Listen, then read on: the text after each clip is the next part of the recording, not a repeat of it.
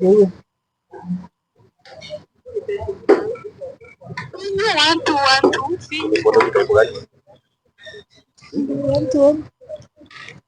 Hii ndio yako?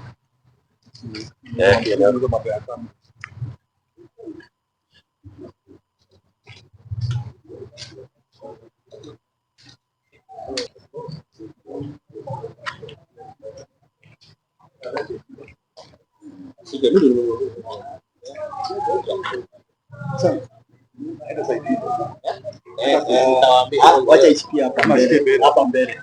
Hapa mbele.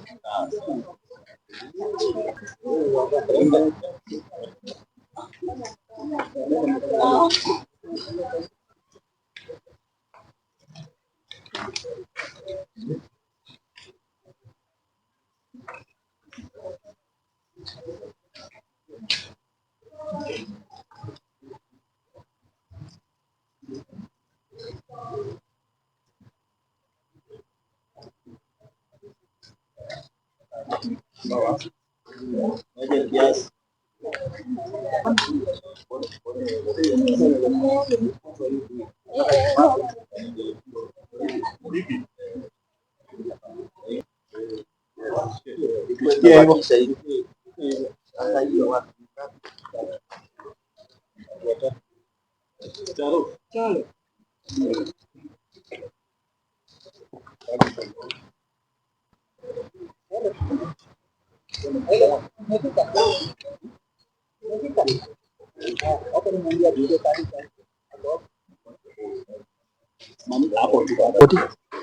My name is Loyford Kebara, County Commissioner Nakuru. For 1 week, we have been having a series of serious crime. These are robbery with the violence. Robbery with violence is where people use firearms and then they are terrorizing people and killing them. A number of our members of the public, and especially the vendors for M-Pesa, were killed, about 4 of them. And then the firearm that was being used by then, from what we used to get, was that they were using an AK-47. And we were able to confirm, based on the cartridges that we have been recovering from the scene of crime. This is the 7.62 millimeter special. That ammunition is meant for an AK-47. So for the last 3 days, anytime between 7 and 8:30, we have been having breaks into M-Pesas. And the worst of it happened yesterday, because the team behind here, the county security committee, the sub-county security committee, and the DCI officers, we have been out for the whole period trying to trace where this firearm is being kept and who is using it. Now, last night, our officers, while on patrol, pumped into the gang and a shootout arose. And out of the shootout, at around 8:30, we were able to track the entire night the systems of these fellows, and we were able to arrest 4 persons who are in the police custody here with this firearm. This firearm was found in Bondeni, in a place hidden where they could keep the firearm, in a place near a Kalonjing there. And there was somebody with a kiosk who used to sell something, and then when the firearm is needed, she could just pick it, give to them, and they could do what he wanted to do. The names that we are having, they are when we learn their telephone numbers, the ones that they were using, because in total we had arrested 3 earlier. 3 earlier who are in the police station and these 4. So the total comes to 7. The phones, when you link them, they lead you to Pakawa, they lead you to Pipeline, they lead you to Ndegendimu, they lead you to Sorio, and they converge to a lodging here called Umoja. Umoja is a lodging that is just next to the tide is here, and this is where these guys were lapped together, and we have now the firearm, the one that you have seen here. The journey yesterday was not the best because we had the exchange of fire with our police officers, and in the process some were injured, but luckily we have gotten the firearm.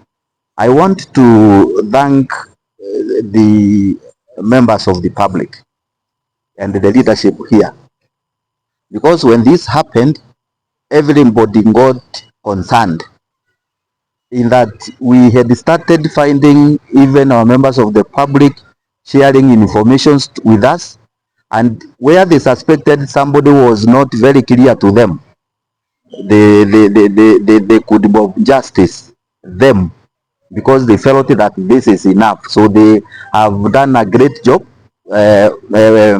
in support of the National Police Service and our leaders also, and everybody, I think it is happy. We don't want to, because we still think this gang could have been a bit bigger.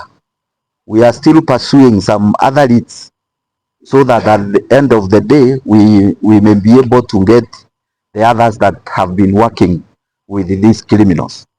So that is it, and I think moving forward, that kind of wave of crime will not be seen here in Nakuru.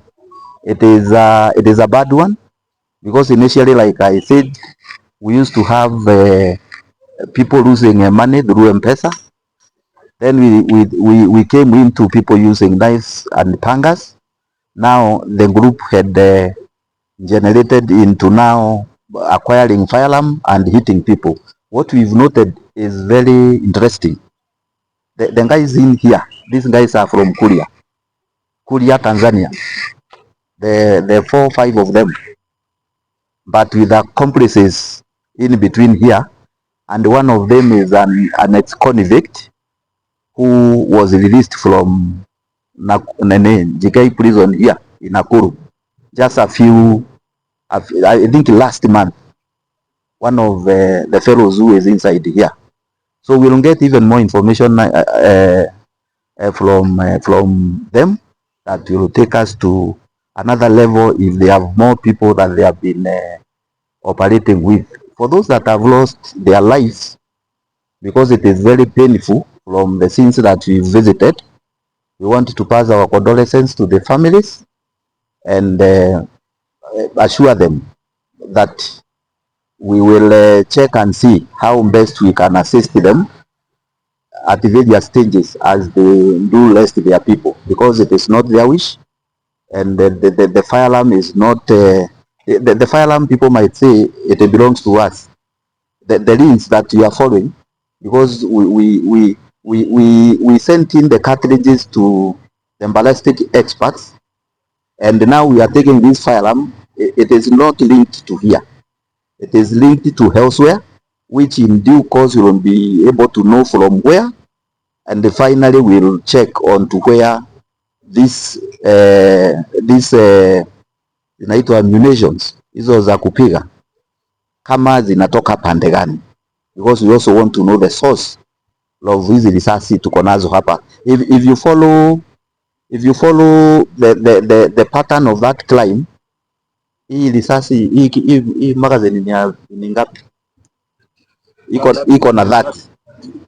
So you can see now at the point mahali tumeipata huko chini ni vile hamukukuwa, ningekuwa na nyinyi pale. Tumepata ikiwa imebakisha risasi 3. So probably you can look at the volumes, and even these guys are very scary. One of the team that came to support us here, because it is a Subaru, they just hit it hapa tides wakifikiria imebeba muntu yao. So that's how dangerous they are. But then we are with them we will manage them. Thank you very much. What is the status of the police officers that were shot last? Police were, we had an exchange. Some were injured. We want now from here to go and check their status, how they are. In Nakuru, you have various criminal gangs. Those aspects, in any way, are they connected with those criminal groups that confirm and the rest? Yes, I would say yes, because when you look at it, it's only that I don't want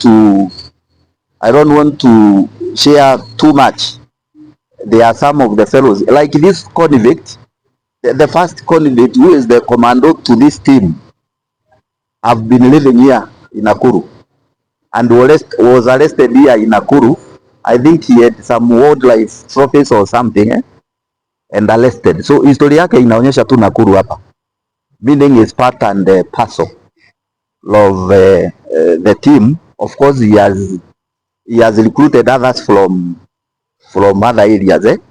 It is a team again that seems like could have brought in some fellows from other areas like Nairobi to come and support them in their operation. What I'm getting is that the police officer who died, his name is Buto from Bondeni Police Station. We will go and confirm, because now, now you might scare the next of kins. We'll go and confirm so that it is communicated, if it has happened, the right way. So for the residents, what would you tell the residents of Nakuru now that, is it that the 3 assailants who are behind all this have been arrested, or this is just part of the gang in general? So are the 3 still out? Because we don't know the numbers. Si hapa unasikia tuko na 7 at the scene of crime, tumepata 4. What you have been reporting is 3, but sisi we have 7, and the 7, there is a connectivity with the 7. That's why we've not released them, because there is a connectivity. Hii mazungumzo yao na kuongea kwao, because they are not together, they are linking, giving us more informations. So I would not say that tumeshika wote. So the communities here, we should all be vigilant. We should all share any suspicious character that we have seen nini, because mnataka kuniambia confirm ilisha. Si mnasikia walienda TikTok. Inaitwa TikTok kama inaitwa nini? I'm just told wamechange tu game. There are still other groups staying in some corner, na wanafanya hii utapeli sasa wa nini, whatever, let me call it that way. I don't know, they are calling it TikTok and all this, and these are criminals. They are not good people. So we need to, we are not relenting. We need to sustain the war, because it's more than hitting and nini. Hata hiyo wanafanya huko bado ni ukora tu, so that we clear these people once and for all. Thank you.